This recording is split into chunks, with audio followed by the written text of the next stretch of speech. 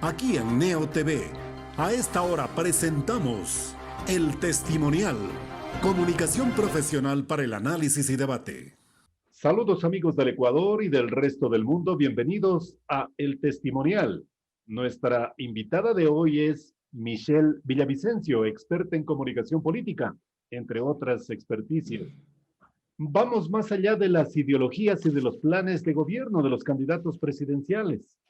Vamos al análisis del lenguaje gestual, la expresión corporal de lo que hemos visto en los candidatos.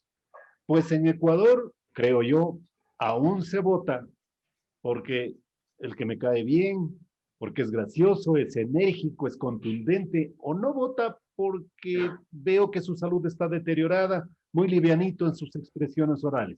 Vamos con la experta. Michelle, bienvenida, muchas gracias. ¿Usted qué ha ¿Cómo visto en está? los candidatos en primera instancia? Gracias Hola, por Wilman. atendernos. No se preocupe, gracias a ustedes siempre por la invitación.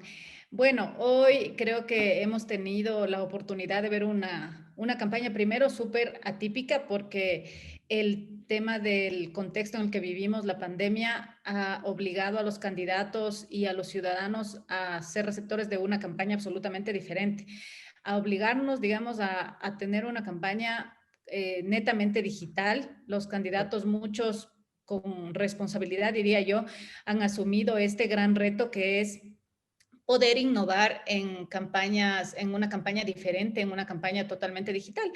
Se ha dejado un poco de lado ya el tema de los recorridos. Yo he visto incluso aquí en Quito algunas campañas, algunos mitines, pero realmente recorridos, pero pocos, ¿no?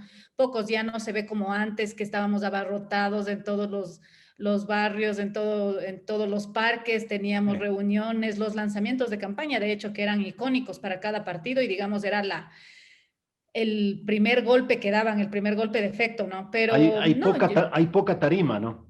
sí, sabe que yo veo que más bien eso ha logrado un poco como equiparar o ponerles a todos en la misma cancha, jugar casi que con las mismas reglas, porque muchos antes con el tema, o sea, si podían hacer reuniones, digamos, aglomeraciones, reuniones con gente, a veces los recursos jugaban un papel súper importante ahí, porque el que tenía más plata obviamente podía hacer un evento muchísimo más grande, el que tenía más auspicios, el que, digamos, tenía más, gozaba de más credibilidad, entonces podían ponerle más plata y hacer eventos Exacto. mucho más grandes, claro, eventos masivos. Mientras que los otros candidatos, digamos que no tenían muchas posibilidades, hacían cosas más pequeñas, no muy, no con mayor cobertura. Y ahora esto me parece que ha obligado que todos más bien jueguen con las mismas reglas del juego, ¿no es cierto? Entonces creo Claro. que eso les ha equiparado un poco. En cierta medida, Velasco Ibarra estuviera muy contento en esta oportunidad porque lo haría desde un balcón. Exacto, y a él que le encantaba, claro. Claro, para él no sería problema, él ya de entrada, pero claro, pero sin público, ¿no? O sea, Sin si no público. hubiera tenido la audiencia que tuvo en su momento. Una manera de mostrarse, usted ya lo ha dicho, son las redes sociales. ¿Qué impacto social ha tenido el TikTok? Porque se les ha Sí, visto a justo. algunos candidatos muy graciosos y a otros muy ridículos. Sí, sabe que, bueno, los candidatos en esta época, como le digo, con este reto que tienen de poder darse a conocer a través de las plataformas que, claro, la condición ¿no? les provee o la realidad les provee, que son las redes sociales, tienen que buscar o han buscado mucho la forma de poder interactuar o poder introducirse en ese segmento de la votación de la población que la vez anterior hablábamos, Wilman, que es este segmento de los millennials y los Correcto, centennials. correcto. Gente que usa, bueno, más los centennials, ¿no? Están más en este tema del uso de estas redes sociales nuevas que son el TikTok. Sin embargo, TikTok todavía no tiene una entrada tan fuerte como lo es Facebook. Facebook sigue liderando Qué interesante. como en el Ecuador como la red social más usada. TikTok tiene un acceso a mayoritariamente a los centennials, pero claro, acuérdese que gran parte de los usuarios del TikTok no votan todavía, como por ejemplo chicos de 15 años para abajo, ¿no? O sea, De y acuerdo. ellos son usuarios de TikTok, o sea, son estos TikTokers, hacen videos, suben cosas. Pero bueno, yo creo que esa es una alternativa. Si no es con eso, ¿cómo? Porque tampoco tienen muchas alternativas los candidatos ahora yo veo que incluso salen disfrazados, hacen cosas súper graciosas, saliéndose de los estándares normales de cómo hubieran llevado antes una campaña, porque digamos, en el caso de Javier Herbas, no creo que hubiera salido disfrazado de De viuda a viuda. la calle cuando, o sea, si es que la campaña hubiera sido convencional como antes. Pero hoy les da, incluso yo creo que O, esta herramienta o se les ven, se permite, ven forzados, ¿no? sí, les permite incluso, o sea, a través de las asesorías, porque claro, todo se debe a una estrategia, ¿no? O sea, Sin todo duda se debe a una alguna. estrategia, no es un tema que amanecen con ganas de salir disfrazados o el Terminator como salió Lucio Gutiérrez.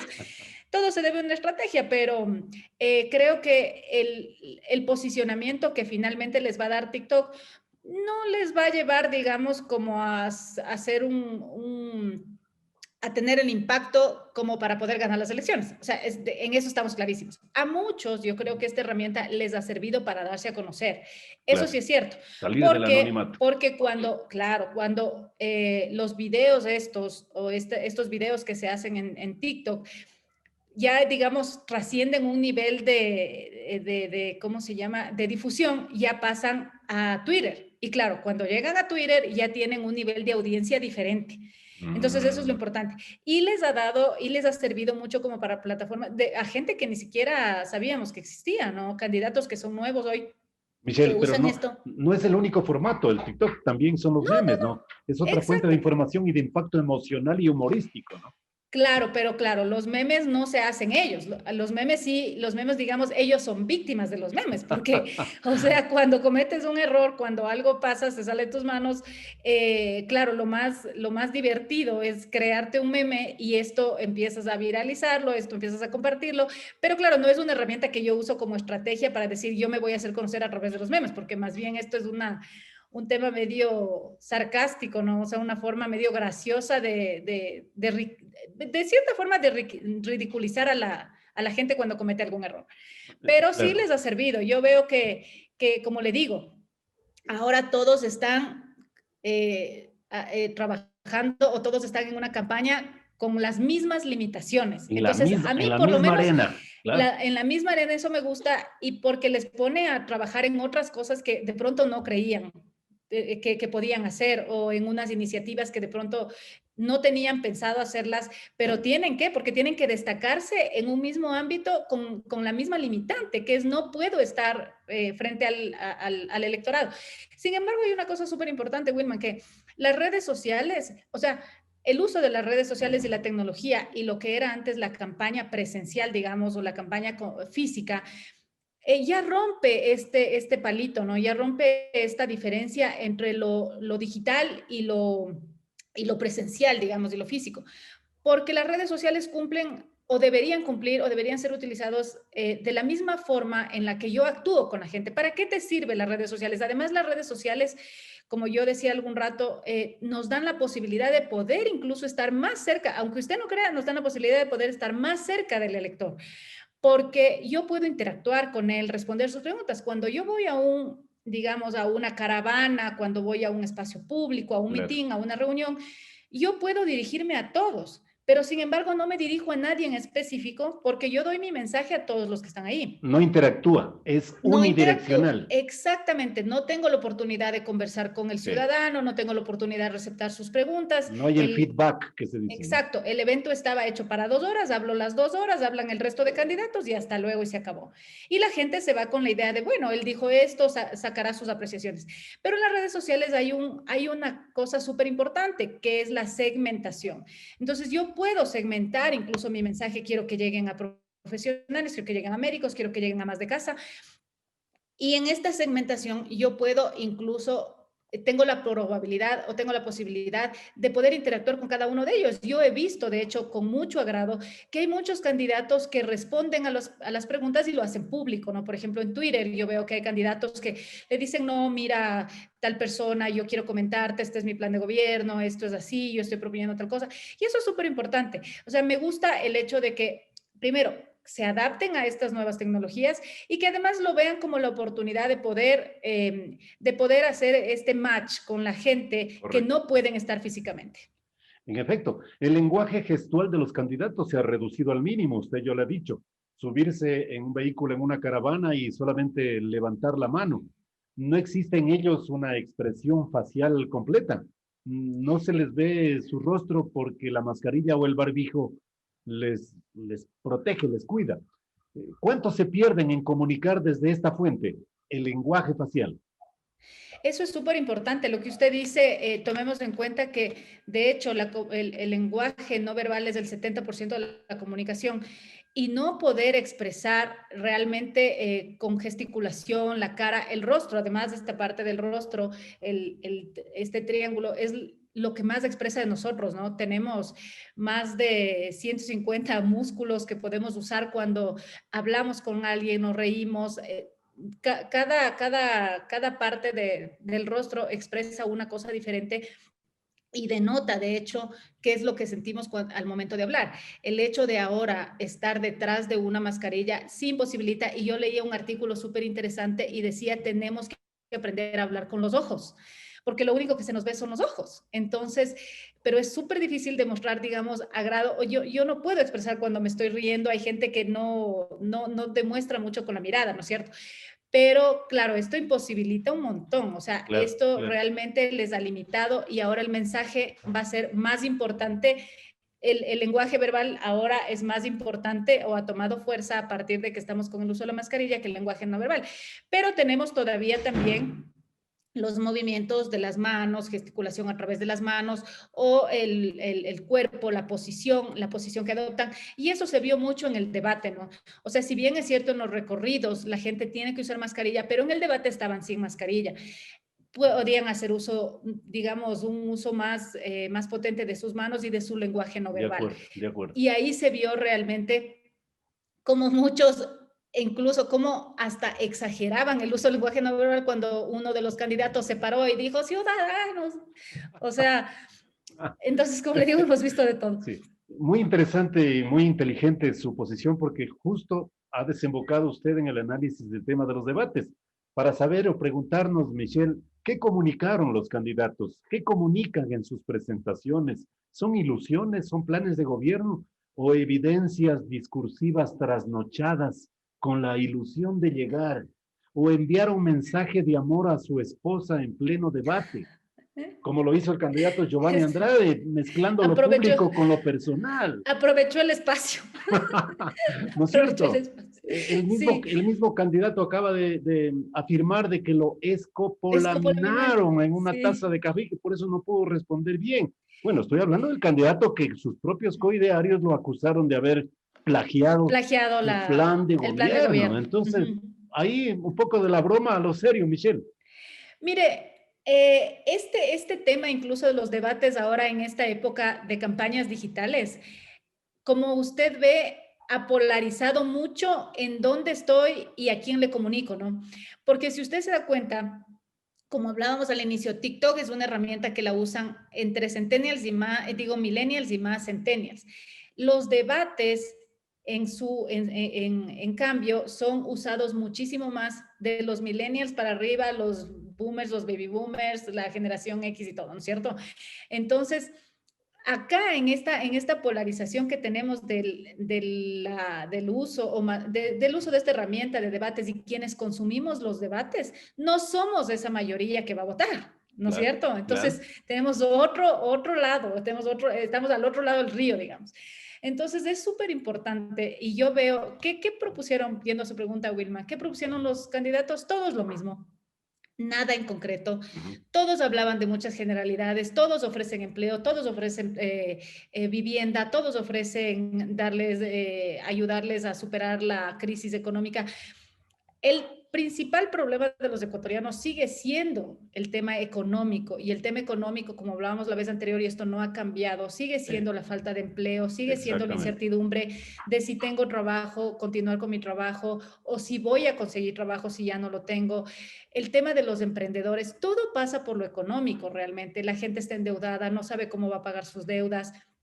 Y claro, esto ya luego deviene en inseguridad, pero todos están tan enérgicamente comprometidos con la lucha contra la corrupción cuando vimos que hubo un gobierno que se dedicó a luchar contra la corrupción, a perseguir a un gobierno que lo único que hizo fue darle más propaganda y sin embargo de la lucha de la corrupción no hemos visto mucho, ¿no es cierto? O sea, Sí. no es que hemos visto mucho, esto no se ha concretado en algo específico, digamos. Lo Exacto. propio están ofreciendo ahora los candidatos como parte de su plan de campaña, o sea, no entiendo hasta qué punto eso a nosotros o al ecuatoriano que realmente está necesitado, que no tiene empleo, que está pensando en qué darles de comer a sus hijos mañana, si les alcanzará para mañana, tendrán trabajo o no el lunes, se acaba la semana, no saben si la próxima semana empezarán o no con trabajo.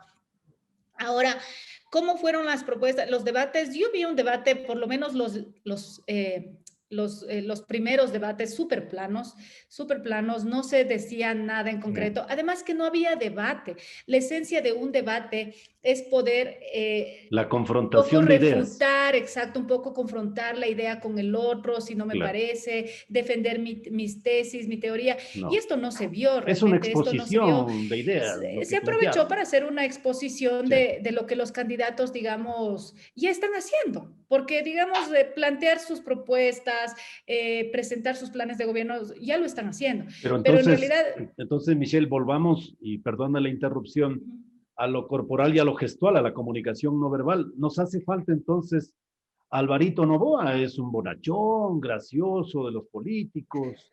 Yo creo Para que con la presencia de Giovanni Andrade ya no necesitamos ya a no Alvarito. Ya necesita. no, ya no, porque realmente él ha hecho divertida Sí. esta parte de la Isidro campaña. Romero ha prometido una borrachera del carajo si gana las elecciones. Aquí se ha escuchado de todo, aquí se ha escuchado de todo. Guillermo Lazo dice que va a poner en estado giratorio la Virgen del Panecillo, pues desde el 28 de marzo del año 1975 le da la espalda al sur de Quito. Claro.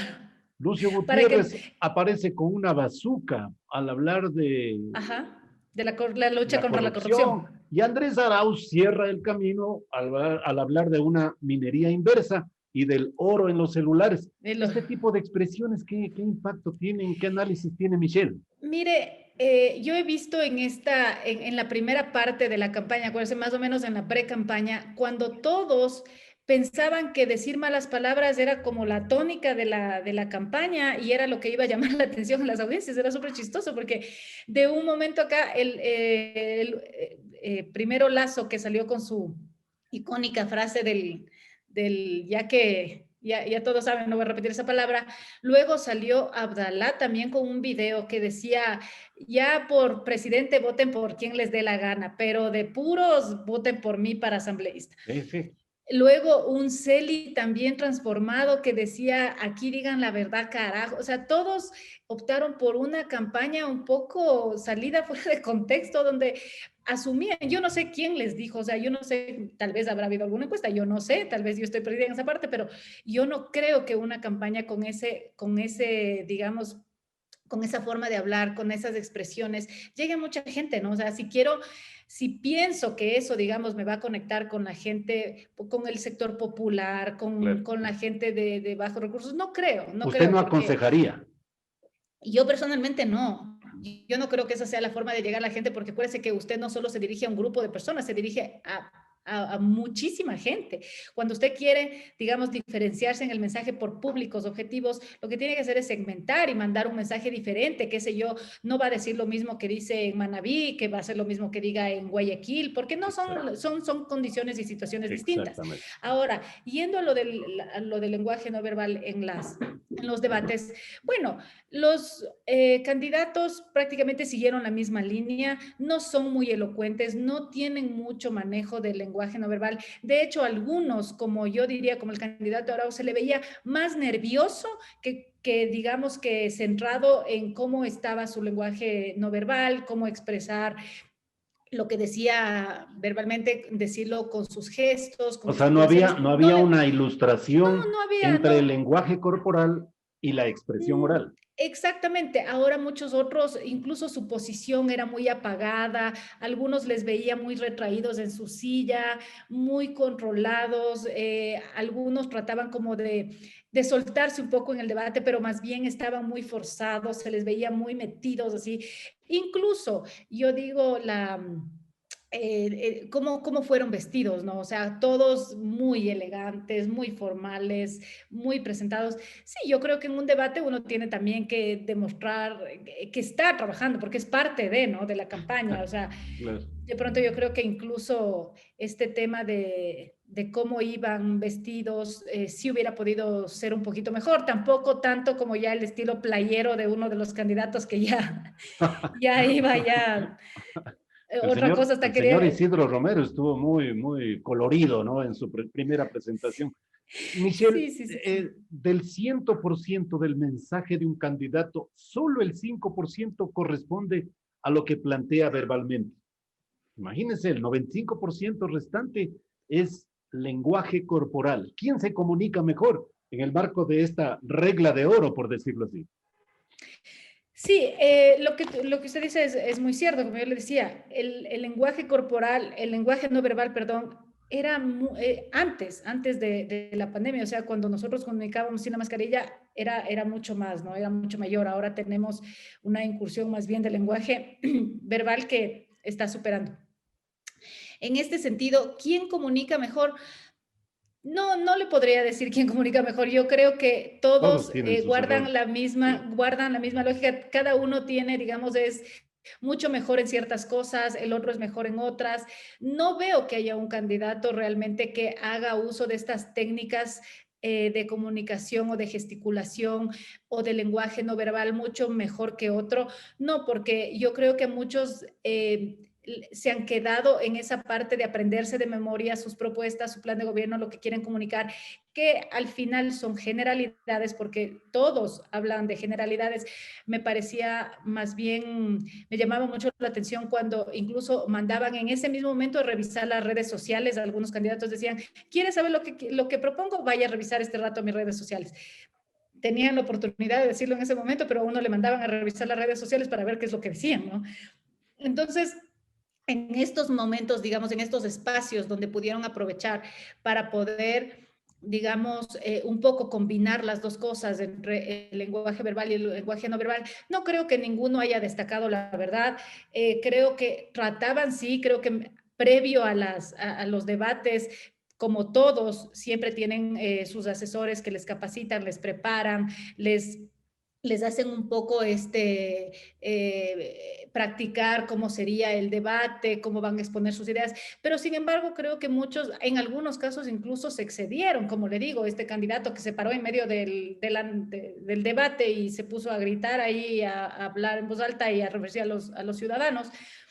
Entonces, no creo que esto haya ayudado mucho. Hay otros, en cambio, que ni siquiera movían la mano para hablar, o sea, eran muy formales, muy quietos ahí, no expresaban nada, era una cosa muy mecánica, una comunicación muy mecánica que no expresaba gestualmente, no expresaba mucho. Y esto yo creo que es de todos los candidatos.